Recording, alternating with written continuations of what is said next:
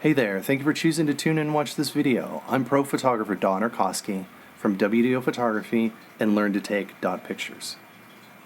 Make sure you hit that like button and subscribe if you enjoy this content. Thank you again for being here. The most fundamental part of learning photography is learning how to control light. We do this by changing settings in our camera called our exposure settings. Let's talk about those. When we take a picture by pressing the button on our camera's shutter opens, a volume of light comes in, and it strikes our sensor. There are three variables in there that we can control to adjust how bright our picture ends up being. The first setting that we want to talk about is called shutter speed. This is the amount of time that shutter stays open for. When it comes to shutter speed, we measure it in fractions of a second, a half a second, a quarter second, an eighth of a second, and so on. Typically, your camera won't show you the 1 over in that fraction because it's always a 1 half, 1 quarter, 1/8, 1/500th, 1/1000th of a second. So what you'll see is just 1,000, 500, 250, 125, and so on. With this being the case, the larger the number, the less time, and therefore the less light is recorded by our sensor. So remember, bigger number equals less light. Our second exposure setting is called aperture. Our aperture controls the volume of light that comes into our camera. This is the size of the opening within our lens that the light passes through.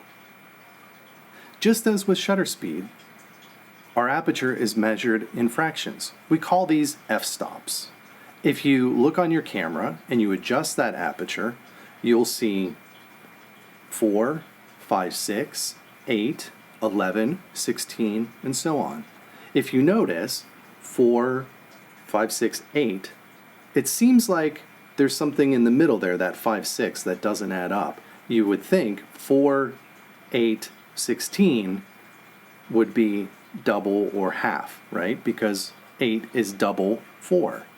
However, because we're working with circles, therefore we have to take pi into account.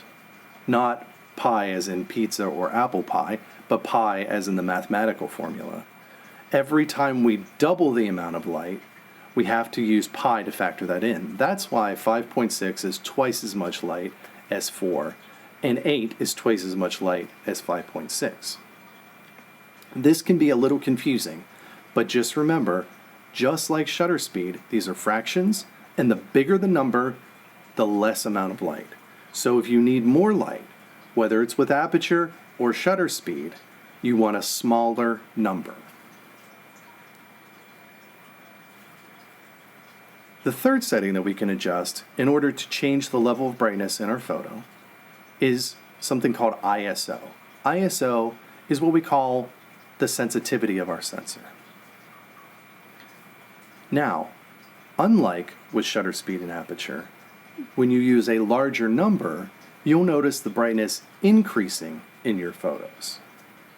This is because you're increasing the sensitivity of your sensor. As we increase our sensitivity, there's actually less light that our sensor is using to create that picture. As a result, the higher we go in ISO, the more we can experience what we call noise. What is noise? Well, it's something that you get from what's called gain, or essentially cranking up the volume, even if the signal, that is the amount of light, isn't as strong. What results is less contrast, less color saturation, and less color contrast.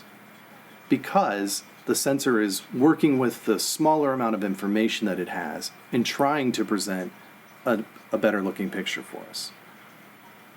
Don't let me scare you off of using a higher ISO. After all, it's more important to get the photograph than to worry about that noise.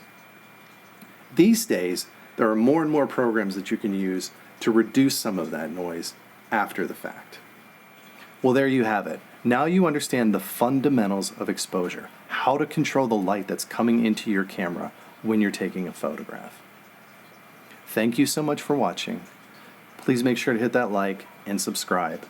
And of course, visit me at learntotake.pictures for more great information. I really appreciate you being here. Thanks for choosing to watch.